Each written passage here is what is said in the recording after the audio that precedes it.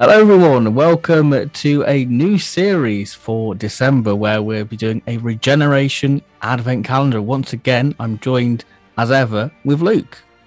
Yes, hello, everyone. Yes, so let's just dive into it, our little project. This is all your idea. It's been a year in the making. Yeah, it has been. I mean, we're 6 months into it now ourselves, aren't we? Because this is currently the 2nd of June we are recording this, but will not be released until the 1st of December, if all goes to plan. If all goes to plan, hopefully it is, because you're listening to it right now, but Here we are. So each day we're going to be covering a regeneration or post-regeneration story. So we've still got the centenary special to look forward to. We don't have the title at this current moment in time. We've probably watched it by now, which is bizarre to think about. Yeah, that's a weird thought. But today we're here to dive into the 10th planet, the first regeneration story. Yeah, where it all began. Yeah, and it's going to be an interesting one to talk about because we've got a bit of a structure with this one. Do you want to take away of what we've got planned for this one? Yeah, so we'll be talking about our experiences of regeneration, and not our personal experiences, obviously, but our experiences watching it on TV and such, what our first regeneration story was, and so on, how we viewed it back then when we were little nippers, so to speak. And after that, we'll be talking about why regeneration itself came about through necessity more than choice, wasn't it, with William Hartnell. And then we'll go into a bit of 10th Planet trivia, followed by an overview of the plot, then go into our full thoughts on the story before giving it a rating and bidding you farewell until tomorrow. I know, this just feels utterly bizarre, but here we are. Yeah, so what was your first experience of regeneration? Yeah, so my first experience of regeneration would definitely have to be the parting of the ways, really. You know, Christopher Eccleston's final episode. And certainly it was a bit of a moving one, wasn't it? Those final moments where he says goodbye. But it's done in a way which very much holds your hand through it and tells you it's going to be okay. With Rose as the audience surrogate there, he's not only talking to her and reassuring her about it, he's reassuring us as well, like especially young fans who grew up with him as their first Doctor. And I think maybe it helped that he only did the 1 year there, because it's the life of that Doctor, isn't it, really? It still hits very hard. But at the same time, you're young enough, you've not seen enough of Doctor Who enough then that you're totally against the idea of it. I mean, spoiler alert, I still think it's probably the best regeneration scene. Oh, very possibly. For me, I just think there's an optimism towards it, what you don't get with other regeneration. Yeah, he dies smiling, really, doesn't he? Yeah, and I don't know if that makes it more painful. Yeah, it's very bittersweet, isn't it? Yeah. Like, just the smile he's got when the joking about of it with, I absorbed all the energy of the time vortex and no one's meant to do that. Like, it's... could end it with 2 heads, no head. It's just stuff like that. Very much, I'm the same as you. Parting of the Ways was the first regen. You knew about other Doctors because I watched Doctor Who Confidential religiously, and obviously you'd get montages of the classic series. But I never put 2 and 2 together, really, because I was a silly child. Yeah, sometimes you see it in the same way as you see James Bond. Yeah. Where it's just like a new actor steps into the role. You don't necessarily see it as there's this handing of the baton. Which, yeah. Yeah, it's something that's very much woven into the DNA of Doctor Who now, really, isn't it? But it wasn't always that way, which is funny to think. Because, I mean, even the Doctor being an alien wasn't always that way. Like, Two Hearts didn't come about until another regeneration or post-regeneration story, Spearhead from Space. Well, it's not really regeneration, is it? It's renewal. Yeah, and at this point. Even that doesn't get mentioned till Power of the Daleks. Like, here he just stumbles off into the TARDIS, says it's far from being all over, and then falls to the floor, and then Patrick Troughton is the one who stands up. Or, well, not even that happens until Power. Yeah, stumbles. But production-wise, we know the logistics that Bill Hartnell wasn't a very well man. No, sadly not. This was, I think, first moted in like Celestial Toymaker. Yeah, it was, wasn't it? They were like thinking, you know, he spends 2 episodes of that story invisible, doesn't he? It's like just the hand moving the pieces. Yeah. And they were like debating, part 4, could we get away with just having a new actor pop up at the end here and then carrying on with them? And I'm assuming that would have been more in the vein of a Richard Herndl and David Bradley recast, where it's just a different first Doctor, or would just be a different Doctor then in the role. Do you think that would have been the case? I don't know why. I just naturally assumed it would be a new person, a completely new Doctor. I never really given it much thought until you mentioned now, like, we'd get a David Bradley. Yeah. Like, I'd assume back then it would more be similar to what they did in Mind Robber with Jamie's face, because it's sort of like that playing with reality, isn't it, in that story? Except this would be a more permanent change than that was, and due to more serious health issues than chickenpox. I mean, it's still pretty serious. Yeah, but especially at that age, wasn't it? Like, well, Fraser had been then in his early 20s. So. Yeah. But again, I think that's a clever thing with the renewal regeneration, that it wasn't bound just once, that you could do it unlimited. Well, we know it's unlimited now because of Timeless Children. But I think that's a brilliance of that idea, and it allowed the show to continue and be here to this very day, to say the cliched thing. Yeah, it was that brilliance of, like we said, they didn't go for that David Bradley, Richard Herndl style of recasting where it's still the same character. They shook things up significantly with Patrick Troughton and went for someone completely different and gave the show a different flavour in that sense. And in a way, it made the show what it is today, because he's very much the style of Doctor that we get each time now, whereas William Hartnell was something unique. Yeah, I think with every Doctor, I say, with exception to like Pertwee, there is an element of Troughton in every Doctor what's gone after Troughton, I feel. Yeah, I can agree with that. I feel like Troughton's sort of like a prototype in a way. Yeah. I think it's very much the mould that the show went for after that, and rightly so. It's what it naturally evolved into. Whereas at first it was much more of an ensemble, like when it very first started. Like Ian and Barbara were in some ways more the main characters than the Doctor. Yeah, it was very much, they were the leads, wasn't it? It was us seeing the world through their eyes, much like we got with Rose. Yeah, and then by the time they left in The Chase in 1965... Oh, good old meme. Yep, there we go. God, that's nearly over 5 years old now. Oof. Or is it? No, 4 years, I think, was the Twitch screens. Yeah, Twitch, yeah.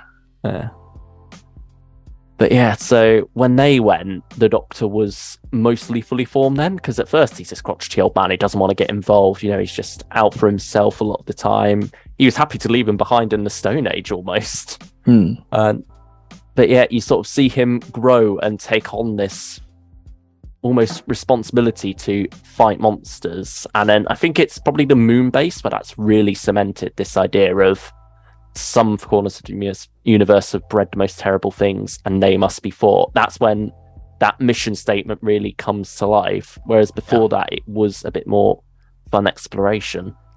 Well, yeah, because you've got Hartnell line saying, you know, our destiny is in the stars, so let's go and search for them. So you have wonderful poetic dialogue like that, whereas, like you say, with Troughton, it was a mission. There's evil in the universe, let's fight it. And ultimately, that would be his downfall. Yeah, that's very true. It catches up with him in the end, but we've got a couple of days to go before we get there first.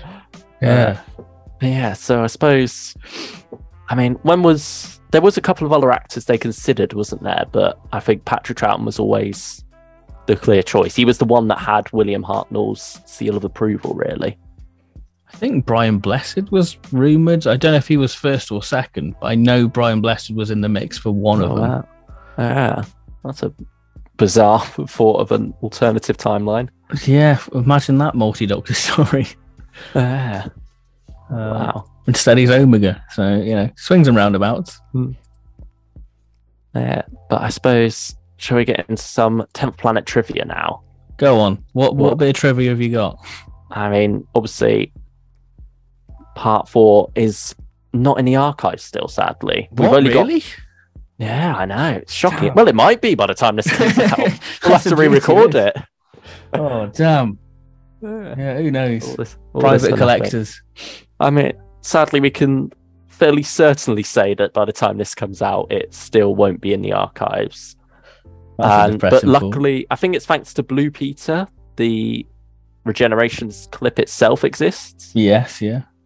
Which is the main bit you want, really. Yeah, that's nice. But in 2013, it was animated by Planet 55, I believe, was the studio behind that one. And so they did Part 4 of this story in an almost anime style, I think is what they've said was sort of an influence there. I think it lends itself to certain angles of it, like the way the Cybermen are done, I think, beautifully done within it. Yeah, and so that's how it came about to get a release on DVD, really. Yeah, and it was one of the last ones, wasn't it? It was 2013 November, so it was just on the cusp of Day of the Doctor. Yeah, October, November, I think it was. Yeah, I think October it was, and then Enemy of the World followed it in November. Well, you had the Regeneration box set where it was like vanilla release of it. I think that had the animation as well. I don't have the Regeneration box set, so I can't comment on it. Yeah, that was actually the animation was first included there. Okay. But also, surprise, surprise, first appearance of the Cybermen. A recurring villain. Because that's the thing with this story. It's like it's got everything going for it, hasn't it? It's got the end of the first Doctor, Regeneration Renewal, and the Cybermen. It's got like two big heavy hitters of like Doctor Who mythos, really. Yeah, 3 if you include Base Under Siege. It is probably the first proper story in that style, which is a style which would very much be lent into a lot by the production team going forward into the Troughton era. Yeah. Very much so. Cybermen themselves were created by Kit Pedler, who was brought on as sort of like a scientific advisor of sorts, wasn't he, to the show? That's funny, isn't it? Think about that. Yeah, because he also had the idea with the war machines, didn't he? Of like computers taking over. And here it was like technology taking over us, this fear of medical science going too far. And at what point is a human no longer really a human? And I think that's a big thing with like 60s sort of psyche with like technology. Like there was sort of technophobia in a way. Yeah, it's paranoia of the unknown, isn't it? Yeah. How far will this stuff go? And it really touches on. You can see Kit Pedler's influence, especially in episode 3, when you get the scientific stuff about radiation and like the planets and all that sort of stuff. So I think there is a lot of credibility to the stuff he was adding to the show. But in some ways, there's also a fair bit of nonsense as well. But that's the magic of the show, though, isn't it? Yeah, I think when you're a kid, you don't really question it. But then when you're young, you think, what on earth is this energy sucking from the planet? How is this possible? It's Axos. It's Axos. It's fine. It doesn't quite make any sense, but you run with it. Yeah. It's also because tonally, it is going for that hard science angle, almost a Quatermassy feel, isn't it, with the rockets and such? And so it almost makes it more bizarre that the pseudoscience is rather nonsensical, but being taken so seriously. I think it gives it that sort of B-movie charm as well, though. Yeah, I could definitely feel that with this story. But yeah, I suppose. Yeah. And then any other bits of trivia to add?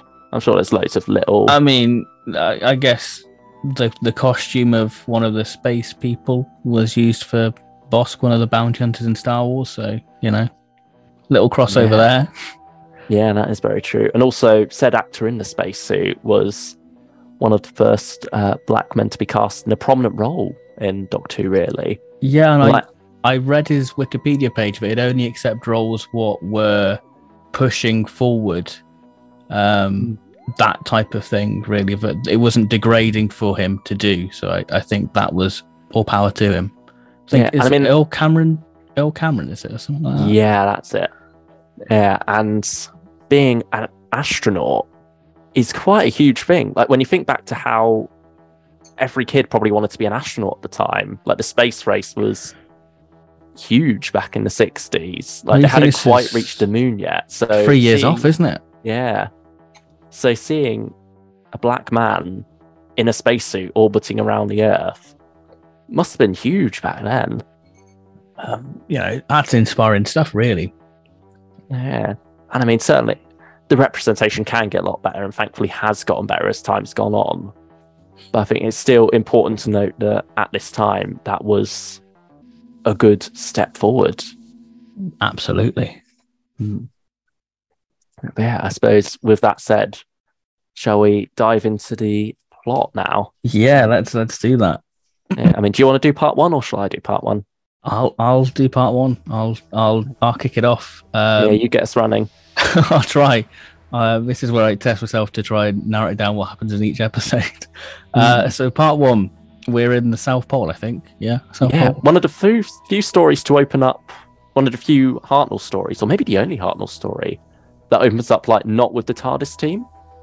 Yeah, and you've got this sort of jazzy sort of text over it, which I really like. It adds something to it that sort of introducing the story. Sets the world up with like the blizzards going on, across like the tundra sort of stuff. Yeah.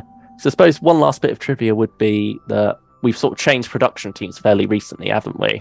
Yeah. With this, and so they're very much forging ahead with this new image. This was also the first story in the production block for season 4.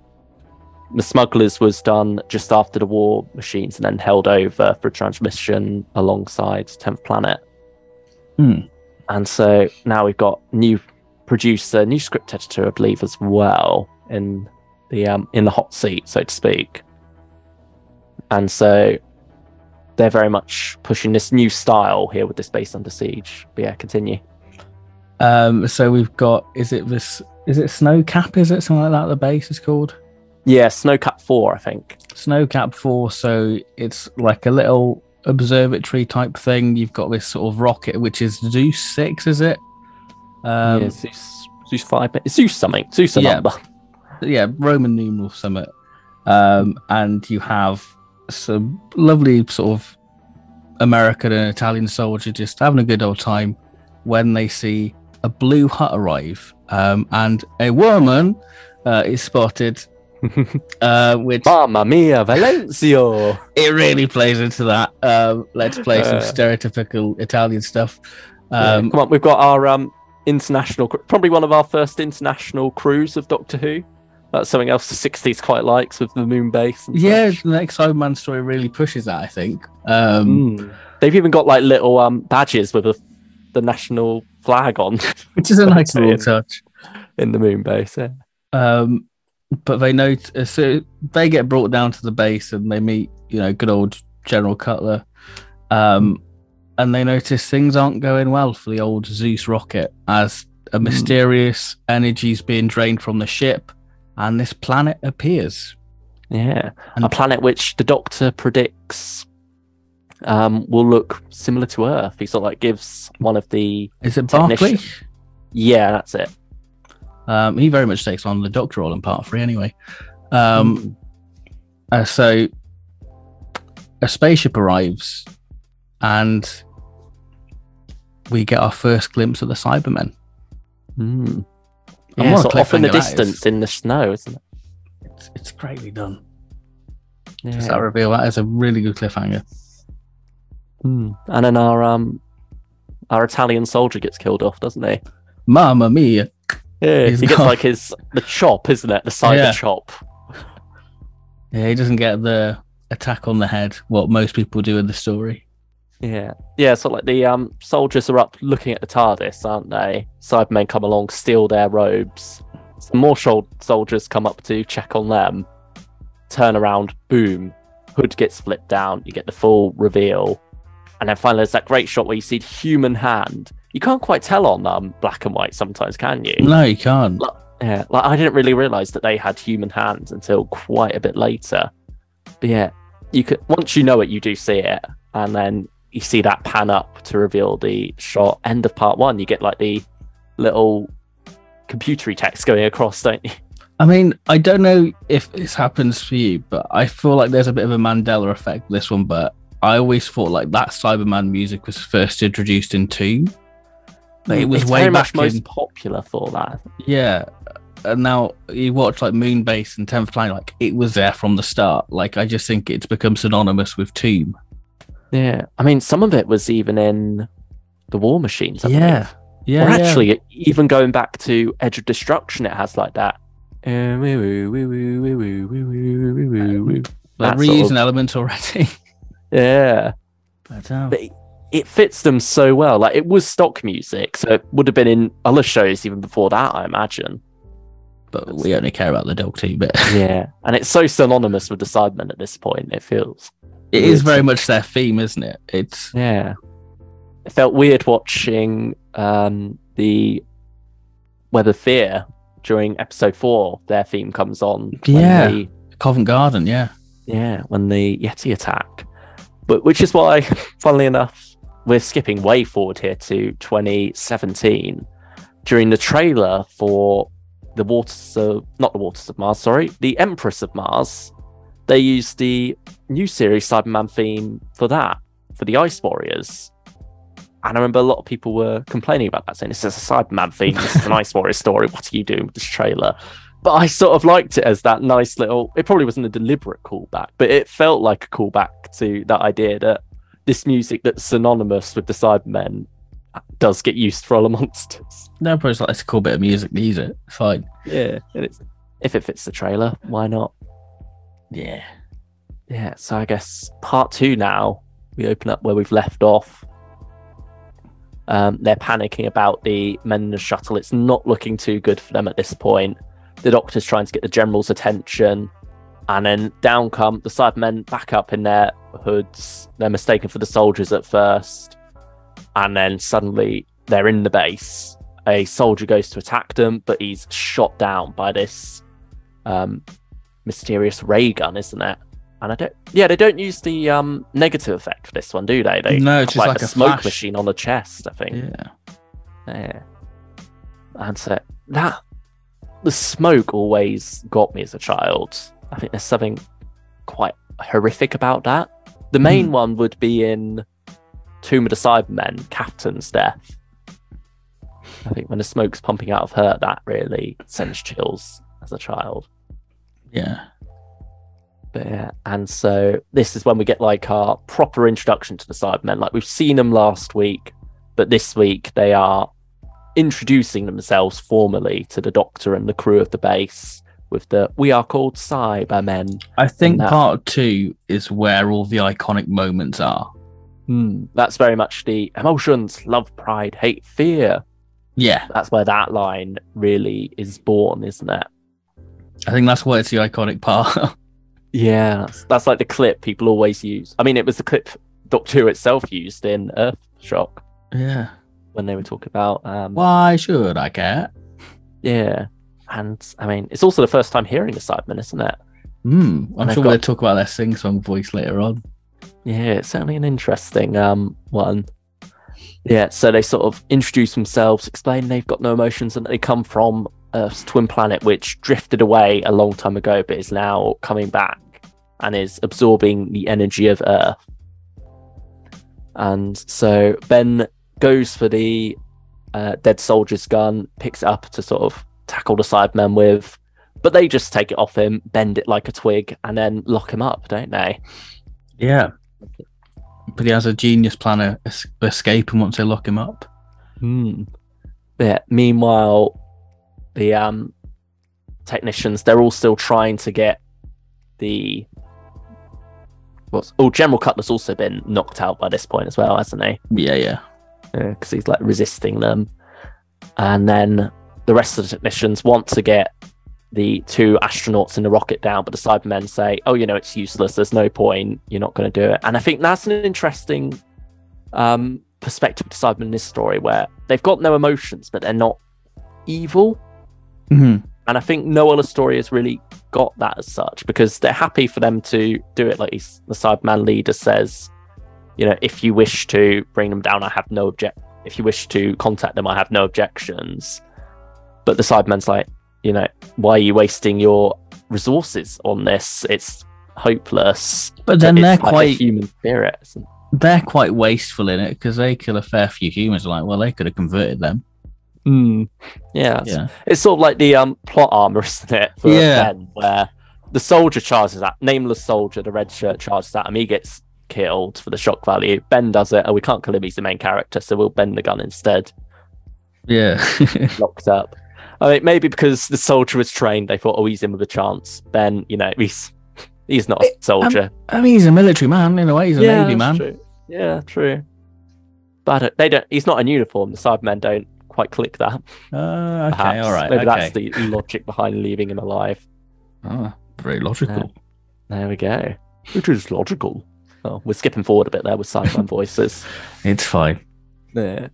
And so, following this, they fail, as the Cybermen said they would, to bring him down. They sort of get burnt up, don't they, between the planets? They go tumbling out of control. Yeah. And so this leads to a second astronaut being sent up, Cutler's son. Yes. I don't know. Yeah, that might have been revealed in episode 3, actually, but it's fine. It's fine. It's the same story. So cool.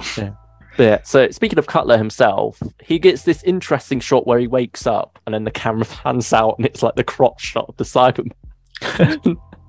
Just standing. And I think he's looking down at the camera as well, the Cyberman, while doing it. It's interesting, to say the least, that shot. I mean, there's that woman in More Than 30s in the TARDIS, which I find the Cybermen sexy. I'm like, all right, she must have had like a sexual awakening if she saw that. I mean, I think because they're quite tall, Annika Wills said they were hunks in it. Then they are bulky boys in this. Yeah, I mean, you've got to get some strong people in, given all the stuff they're carrying on their chests and such. And like in episode 4, you've got one with like the gas canister on their back as well. Yeah, I mean, that might have helped actually, even out a bit. Yeah, balance it. Yeah. And so then Ben has made his escape. He's put like the film projector towards the door to blind the Cyberman. Cyberman comes in, Ben quickly nabs its gun off him. And he's quite distraught when he has to kill him in the end, because the Cyberman isn't listening. He's still coming at Ben, and so Ben has to shoot it. And it's quite nice how that contrasts with Cutler, where he's saying, well, don't apologise for it. He's dead, isn't he? Yeah, it's like, well done, lad. Yeah. That's plenty more.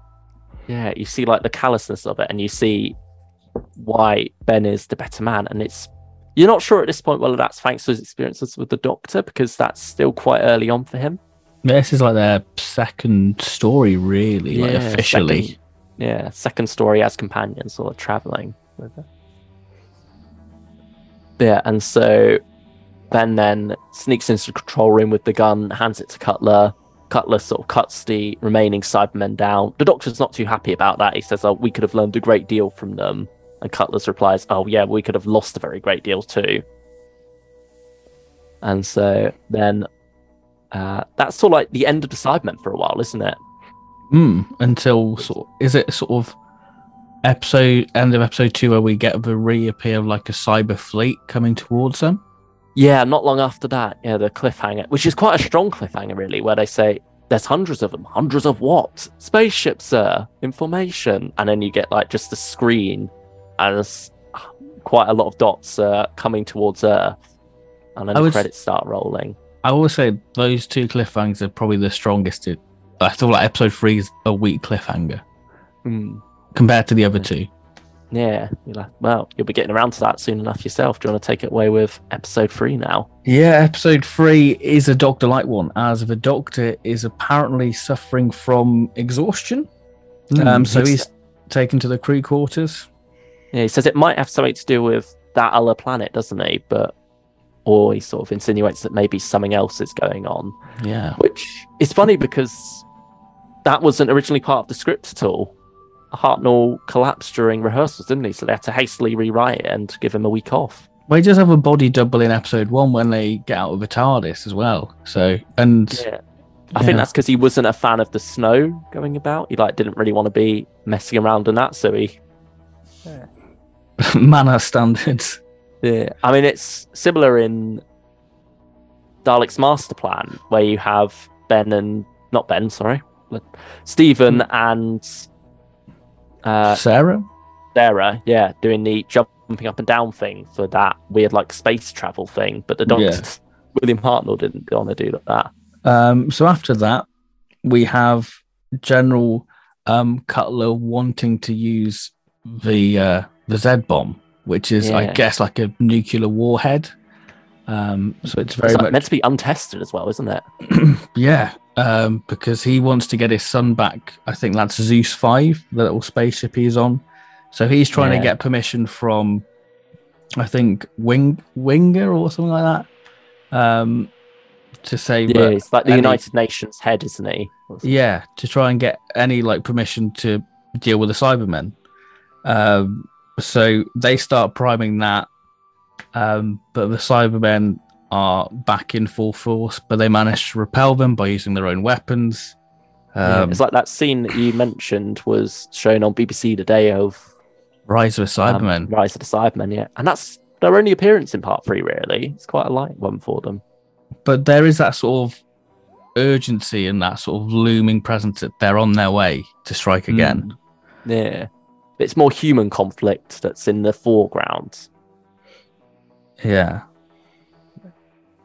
Yeah, because Ben and Barclay, and Polly as well, very much do not want that rocket being launched because the radiation effects on Earth can be quite crucial. But Cutler's all for it because he wants to do anything to save his son, really. But sadly, well, no, that's episode 4. So they're trying to sabotage it, and we leave episode 3 with, is the bomb going to launch into the sky? Yeah, it's quite a dramatic end there. I do like the countdown, actually. I will say that.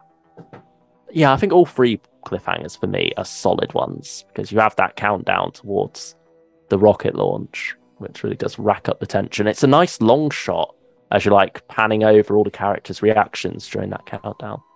And then that's the final bit of, almost final bit of existing footage of the Hartnell era. Yeah. After that, it's only the regeneration in Part 4. So Part 4 kicks off with the rocket launch having failed because back in Part 3, Ben snuck in the rocket and sabotaged it a little bit, didn't they? With the help of Barclay, for some instructions from him. Cutler is not too happy about this. He believes that they have doomed his son. And so he pulls a gun on them, tells them to get up, stand over there, and he's going to shoot a lot of them. And then the Doctor comes along and sort of challenges the General because William Hartnell's back now. He's back for his final episode, thankfully. In full force, really. Yeah, because there was some worries that maybe he wouldn't be able to come back after his little accident in episode 3, or in the rehearsals for episode 3. I think, was it an accident or was it just he just collapsed, didn't he? Yeah, I think it was a mixture of things, wasn't it? Yeah. And so because TV's ruthless back then, it has to be recorded this week no matter what, and so there is that worry of what does happen if Hartnell's last performance is the 10th Planet episode 2. But thankfully he's back, and like you say, in full force, really. Yeah, he's really gunning for it. So, yeah, and I think the actor playing General Cutler does a very good job as well. The animation adds a lot as well, I feel. But you can't tell how much of it was there in the original physical performance. There's a lot there in the voice.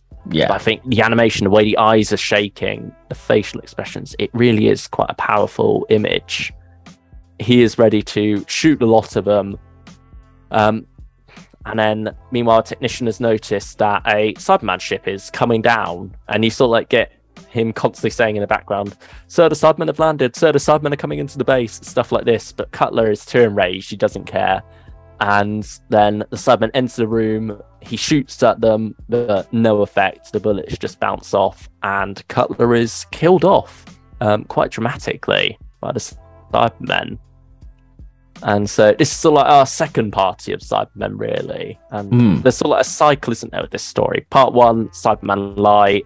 They arrive at the base at the end. Part 2, Cybermen invasion, and then they get repelled. Part 3, Cybermen Light arrive at the base at the end. Part 4, Cyber invasion. And this time they've got a bit more of a plan going on because they've seen the rocket aimed at Mondas. They're not too pleased about that, so they order it to be taken down. The Doctor's thankful to them for saving their lives, but the Cybermen don't necessarily see it that way. They want this rocket done, and they want the Z-bomb or the Z-bomb moved to the lowest level of the base. And they take Polly as a hostage for this to ensure that it is done, and she is taken away to the Cyberman spaceship in quite a creepy scene, really, where, you know, you've got quite this dingy spaceship set, and she's like, what kind of a chair is that? And then the Cyberman grabs her head and sort of puts her to sleep, so to speak. Do you think that's like a conversion chamber? Yeah, it makes you wonder. Type. Is that like a prototype conversion, like a portable one? I don't know. Yeah. Or maybe it's just a really uncomfortable chair because the Cybermen don't have any feelings. Yeah, so they don't need comfort. No, it's like the robots in Robots of Death. Yeah. But yeah, and so meanwhile, Ben, Barclay, and a couple of others are sent down to go and remove the Z-bomb and take it down. But the Cybermen themselves are suspiciously staying outside of the room. And like Ben says, they could easily pick it up and take it out of the way themselves. So why aren't they? And they realise it must be down to radiation. The Cybermen don't like the radiation. I mean, funnily enough, neither do humans. Like, they have to wear these protective suits. So you think, couldn't the Cybermen just put bigger protective suits on and they'd be fine? Don't take it over the handlebars, to be honest. Yeah, that's true. But yeah, and so the Doctor realises that Mondas is absorbing too much energy. And so the Cybermen are planning to use the Z-bomb against Earth, blow Earth up so that Mondas stops absorbing energy and is saved because one of the planets has got to go. And so the Doctor calls down to Ben in the reactor room to say, don't help them and just play for time, really, is the plan. The Doctor's then taken away to the spaceship alongside Polly, where they have this nice little scene where he notes that the ship is vibrating a bit because it's absorbing too much energy from Mondas, and Polly sort of has a bit of a I'm scared moment, and the Doctor's there to comfort her.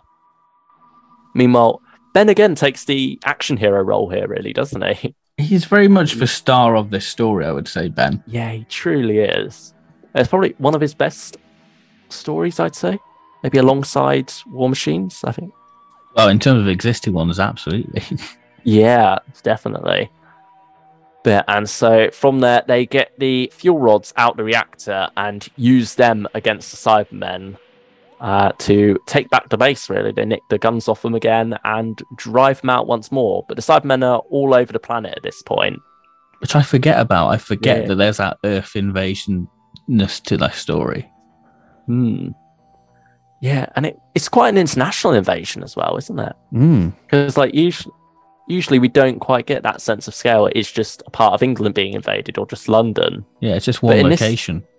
In this story, you really do get the feel that, I mean, there's even one line where the guy in Geneva says, we're about to fight our first international war. And you do like have those nice little cutaways, which you never really got during stuff like the Pertwee era. Yeah. Which, yeah, certainly it adds a more global feel to it, which is great. And so with this, they've taken back the base, but there are more Cybermen on their way, and they're back in here to take control. But just as they arrive, Mondas finally starts to break up, and then the Cybermen collapse along with it. They sort of just fall apart, really. It seems like all their human tissue dissolves away and they just collapse, don't they? Shrivel up to nothing. And I mean, that's quite horrific as a kid, I'd say. Well, it's well done in the animation. Yeah, it certainly is. And I think there are some surviving telesnaps of that as well, which show you them like after. And so Ben then goes to get the Doctor and Polly freedom from the spaceship. And then you get the iconic line, it's far from being all over, because the Doctor is looking a little peaky, isn't he? Yeah, even when he was comforting Polly, you could see that something's not quite right with him. Yeah. And I think, he says this old body of mine's wearing a bit thin as well, doesn't he? And so he then sort of stumbles off to the TARDIS to meet Peter Capaldi. Yeah, we got all that to come. We'll get around to that story eventually. Yeah. Well, so that works as a nice little gap, doesn't it? Yeah, does actually. Because they leave him alone for a bit. They're sort of a bit baffled, and then eventually decide to follow him. And the doors are locked on them, and so they're knocking on outside, saying, "Hey, let us in." And then, as the final act, he sort of opens up the door for them before collapsing next to the console. They come in to find the Doctor lying on the floor. TARDIS dematerializes, and very nicely alongside the sound of that, you get like the fade to white before we fade back, and we've got Patrick Troughton's face before us as the credits roll on the first Regeneration story, the last First Doctor story. What do you think of it? It's one of those ones where I feel like I should love it, but there's just something about this story what just doesn't quite click with me. I think that this is one of those stories where fan consensus just got the better of me, because it was one of the last DVDs, like we said in like the trivia bit or whatever. So there's that natural going, okay, it's the 50th year, it's the first Regeneration, it's the first Cybermen story, so you can see that you're naturally going to overhype it. Yeah, it's got a lot of things building it up beforehand. And then you get down to watching it and you're like, this is very understated in terms of like what a Regeneration story is, because we have the wonderful thing of hindsight. We've experienced all these other Regenerations, and we know that they're more grand and they're more central to the Doctor. And this doesn't feel like a good last hurrah for Hartnell. I would say the War Machines or the Savages are like Hartnell's last gun-ho, him as the Doctor properly. Yeah. But I think as well, the story is understated and quite anticlimactic as well, with like the resolution. It just seems to happen all of a sudden. Yeah, it's very much that Russell Davies flaw being written into a corner, isn't it? Yeah, I just feel like we're missing just maybe one or two scenes just to bridge it to the Regeneration. Yeah, perhaps. So for me, I want to love it every time I sit down and I go and watch. I'm like, I'm gonna try and get it out, because this is meant to be a classic, and I just don't have it with it, and it just pains me to say it, because I'm like, it's this bit of Doctor Who history what we have and we should appreciate, but I just can't appreciate it that much. Yeah, I think it doesn't help as well that it was done better in the moon base, really. Like a lot of criticisms leveled against the moon bases. Oh, it's just a 10th planet again. Yeah, to an extent, but it's also the 10th planet done better, I would say. For sure. I think there's more of an atmosphere in the moon base. Yeah, you sort of don't have that part 3 lull that you do in 10th planet, which, you know, the Cybermen are sort of absent. It doesn't quite know what to do with them. It's got this great idea of the Cybermen, and I think it's something Doctor Who has struggled with a lot. It's something that the 10th planet does get fairly well. Yeah. But nevertheless, still, they are quite absent for a lot of it, and that is then replaced by human conflict instead, which isn't quite as interesting. I think human conflict works in Cybermen stories when it's more towards the start, but then, you know, you sort of shift your gears and you focus on them towards the end. This, it sort of plays a game of tennis with it, really, where, like we say, part 1, human threat, part 2, Cybermen, part 3, human threat, part 4, Cybermen. Yeah. And that doesn't quite work as well for me as perhaps it should do. And like you say about it not really feeling like a last hurrah for the First Doctor, even if William Hartnell had been around in part 3, I don't think it would change much, because like we say, Ben is still the main action hero of part 4. It's just, yeah, it's very odd, because it is not what we expect a Regeneration story now. It's not even a celebration of the Hartnell era, because it is much more in line with the Troughton era. Like we say, new producers come in, this is their vision of Doctor Who. They're not looking to commemorate the past, they're looking to push forward to the future, which is something a lot of classic Who does when you look at that, like season 18, for example. Yeah, cause I think if you take away, you know, the iconic elements of it, I just think it would just be your standard Doctor Who story. It wouldn't have this grand weight behind it other than that, really. Yeah, sadly, very true. Yeah, it's a shame, really, because you think it's this big event in the show's history. You think it's going to be this big mammoth thing, but it's just this very understated thing, which I think gives it a charm. But it just, in terms of other Regeneration stories, it kind of falls to the wayside. Yeah, it's very much more about pushing William Hartnell out the door, isn't it? Like giving that easing of it rather than throwing in this huge party, getting him a farewell.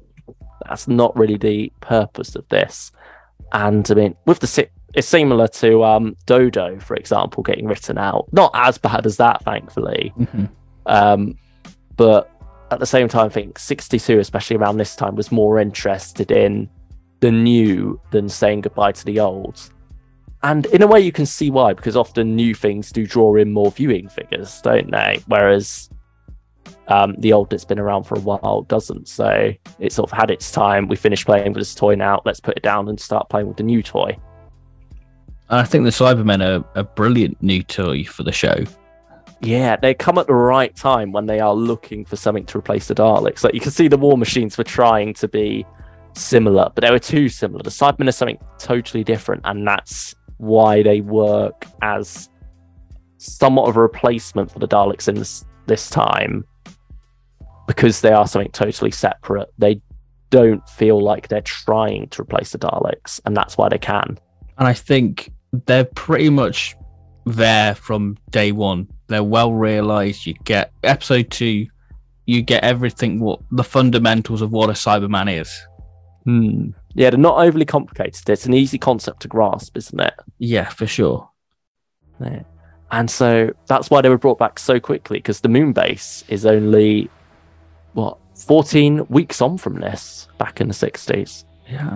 Yeah, you can see why they just have that legacy for it, really. Yeah, very strong staying power. Redesigned straight away. I mean, I think that was more down to the costumes falling apart with like the bulky chest units, but I really like the design of these. I think because it's like the first go at trying to make these people live on with like these bulky chest units. You can see that they're like bulky life support systems, really. Yeah, and I like very much gets the idea across, doesn't it? And the cloth faces, it's that very medical, very sanitized feel to them, which really does still have that feel of a human being in there who has been Frankensteined into this travesty of a machine. It's that one monster where you can get away with seeing the human eyes, and I think that just adds more of a chill factor. And I think the animation for episode 4, they really lean to more of a sort of a skeletal look behind the sort of cloth face, which I think they do enables the horror factor a bit more.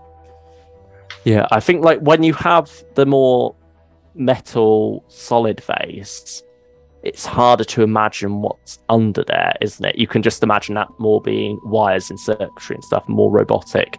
With this, you can tell there is a human face, or something that was once a human face but not anymore is under there, and that adds to the horror. It's what you don't see, which is more horrific, and you just get a slight hint of it here. And just the human hands as well, just that simple detail. And I think they were painted silver as well. Yeah, very well could have been. But it really hammers home the idea even more, doesn't it? And like I said, brilliant shots of them as well, like that first proper reveal for the cliffhanger with the hand gripping the coat of the fallen soldier, panning up to see that face. It's just iconic, isn't it? That's the only way you can really describe that bit. Yeah, then walking towards the base in blizzards. Brilliant stuff.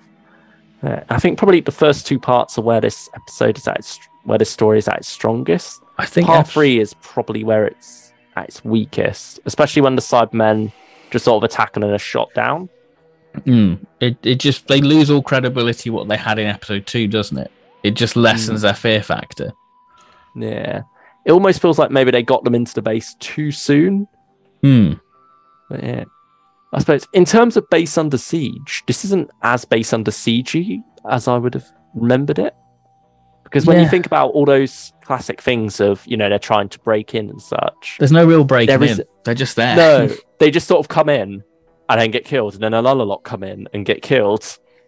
Because you don't really get like the entrance to the base, really. It's just the tracking room and like the quarters and where the Z-bomb is.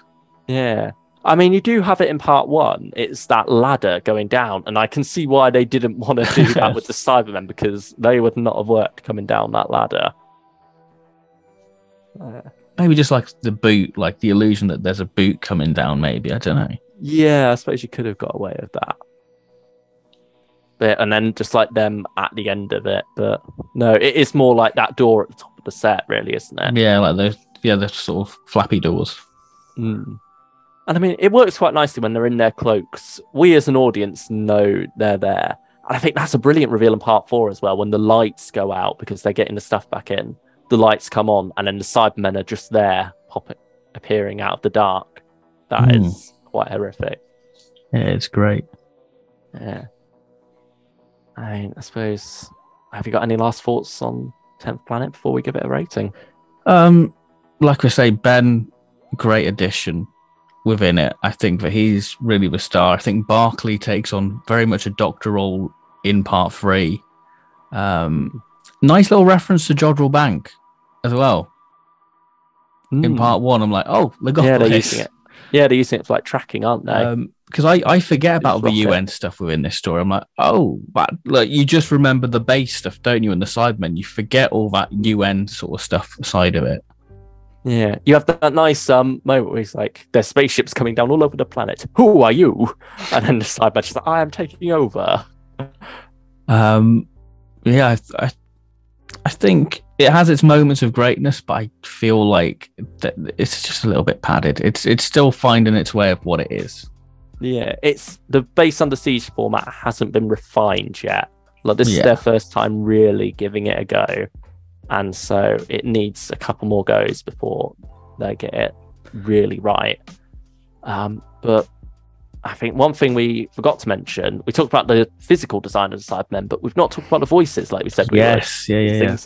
Because I think the most sing-songy you get is just after that "Who Are You" scene, when the Cyberman is taking over the UN. Yeah, contacts the Cyberman on the base to tell him about the Z-bomb.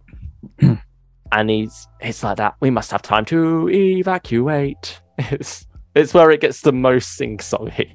But I think that's quite a chilling thing too, because like it's that sort of robotic sort of voice trying to do like a human voice, isn't it?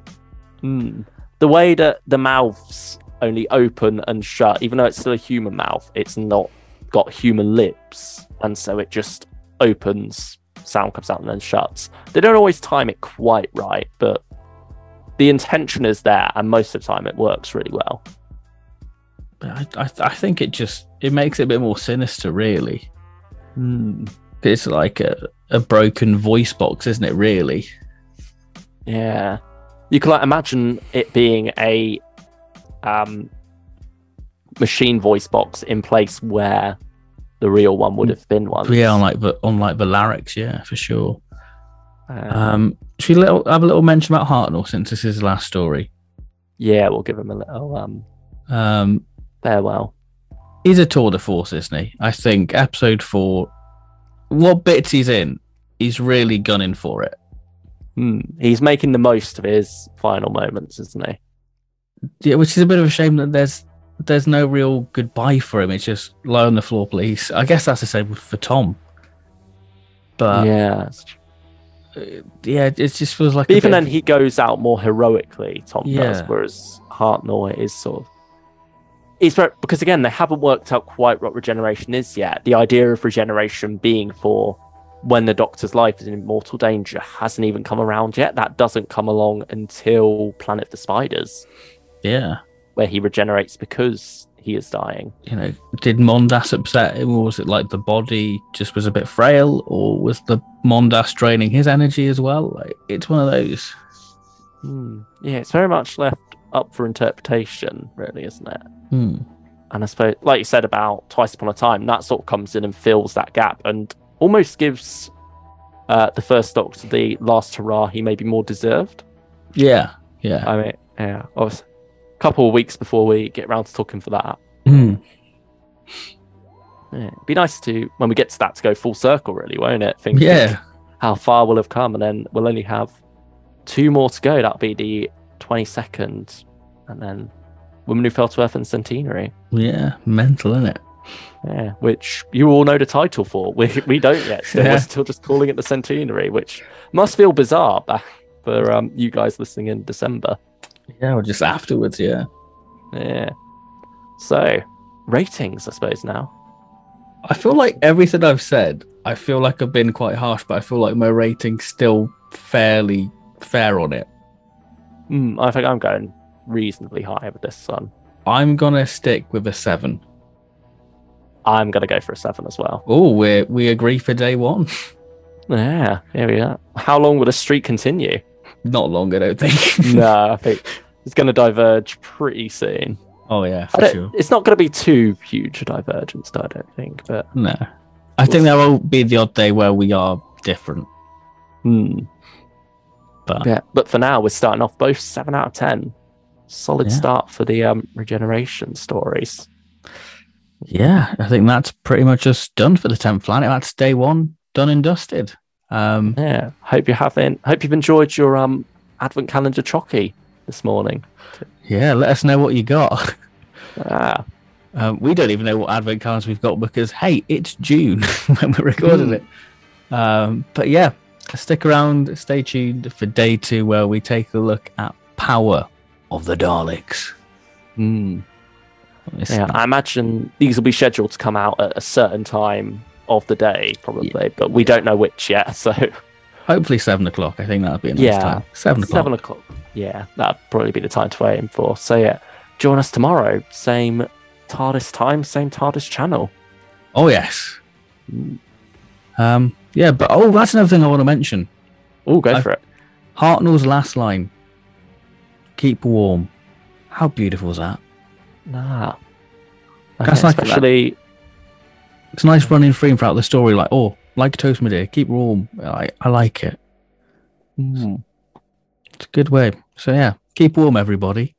And it'll be cold December out there, I imagine. Yeah, keep warm, and we'll see you for day 2. Bye-bye. Take care, everyone. Goodbye.